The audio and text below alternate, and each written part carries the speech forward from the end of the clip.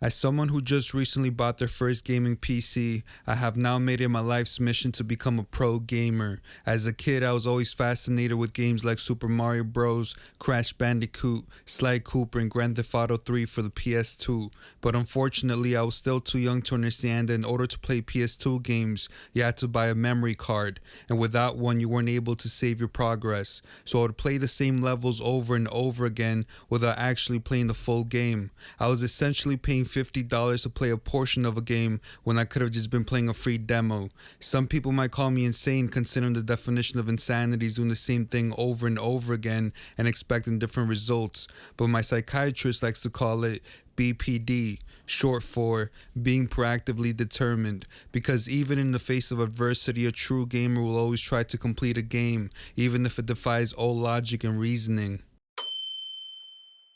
In order to become a respected pro gamer, you must play what most people consider the classics. We're talking about Super Mario 64, Final Fantasy VII, Banjo-Kazooie, Conker's Bad Fur Day, Friends the video game, Night at the Museum Battle of the Smithelodian, and The Sopranos for the PS2. These games are seen as the epitome of gaming. You can go outside right now and ask anyone if they ever played The Sweet Life of Zack and Cody for the Nintendo DS, and 9 times out of 10 they will run away in fear and say things like, "Who are you?" and "Get away from me," and that's how you're able to tell that they aren't true gamers. The first video game I ever played was Looney Tunes Duck Amuck for the Nintendo DS, where you play as Daffy Duck who gets transported into a video game, and it's your job to prevent him from escaping. It's a mix between Inception and a Truman Show. I remember being 5 and thinking, goo goo gaga, and even at a young age I was already talking like a true gamer. Every gamer has a favorite video game that they hold near and dear to their heart, whether it's because of nostalgia or because of how simply great of a game it is. If you were to ask famous YouTuber Video Game Donkey what his favorite game of all time is, he would probably say Knack or Knack 2.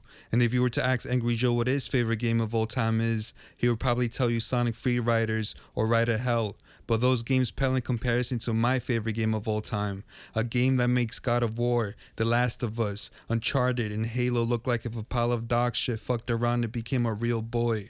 I'm of course referring to Cory in the House for the Nintendo DS, the definition of a true classic. In life, there are questions that have yet to be answered, like what came first, the chicken or the egg? What exactly is the One Piece? And will we ever get a new season of Sabado Gigante? But none of these questions come close to what people consider to be the most asked question of all time. Not even history's greatest philosophers like Plato, Socrates, and Aristotle have come close to answering the question, Xbox, PlayStation, or PC. In order to become a pro gamer, you'll have to choose between these 3 consoles. If you asked someone in the late 2000s what the best console was, they would have probably picked Xbox. Fast forward to 2025, and now no one in their right mind would pick the Xbox over the PlayStation. The PS5 has undeniable hits like Spider-Man, Bloodborne, Ghost of Tsushima, Attack on Titan, and They Not Like Us. With such heavyweights under their belt, the Xbox One has massive shoes to fill. So in return, what does Xbox have to offer?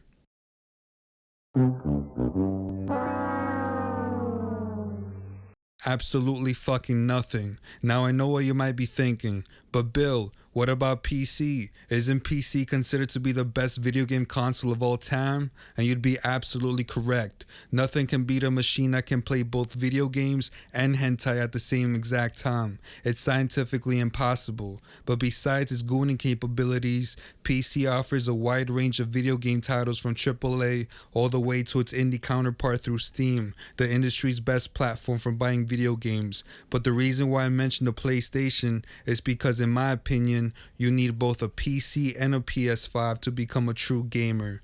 PlayStation for its exclusives and PC for its overall functionality. That is, of course, if you're able to afford it, which, let's be honest, you fucking can't.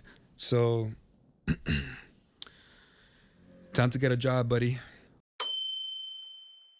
When you think of PC games, the average person automatically thinks about League of Legends, Minecraft, Fortnite, and RuneScape. It's a rite of passage to play those games once you get a PC. We've all played Bed Wars on Minecraft, raged and smashed our keyboards while playing League, and got scammed out of our coins on RuneScape. It reminds me of my favorite quote from Steve Jobs: in order to shit on the toilet, we must learn to unshit our pants. And the same applies to these 4 games. In order to expand our knowledge of what a peak video game looks like, we must outgrow the basics. But that in itself is only a small part of becoming a pro gamer. Once you decide which game you like to play the most, in this case, let's imagine Counter-Strike, you have to dedicate the entirety of your day to grinding out matches and improving your skills. If you want to make it to the big leagues, you'll have to fully immerse yourself into the game. If you don't physically feel like a soldier fighting in Afghanistan, then you're doing something wrong. A pro gamer has to play at least 8 hours a day, survive on peaks and Mount Dew, and have no connection to the outside world. Do you love your mom and dad? Well, guess what? Stop it. Do you have a girlfriend outside of your Discord server? Break up with her because she's too much of a liability for your gaming career. Just ask Dante. Have you thought about picking up destructive habits like drinking and gambling? Good. We love that. Tupac once said, "No man should have all this power," but I like to differ. A man should have all this power if by power you mean achieving rank 32 on Papa's Pizzeria. Turning video games into a full-blown career has been something we all dreamed of. It's natural to look at someone like PewDiePie or Moist Critical and think, damn, I wish that was me. They're essentially pro gamers who made it out and are living their childhood dreams while making millions of dollars in the process. Who doesn't want to drive a Lamborghini and snort ketamine out of a stripper's butthole? But there are levels to this shit. So if you really want to become a pro gamer, consider streaming and uploading YouTube videos. Anything is possible, especially in today's modern age of technology. So turn on your PC and start playing some Minecraft, League of Legends, or Marvel Rivals, because we all gotta start somewhere. With that being said, I started a second YouTube channel called More Business Explained, where I'll be reacting to videos and playing games with my friends. And yes, I did this whole entire video just to promote that channel.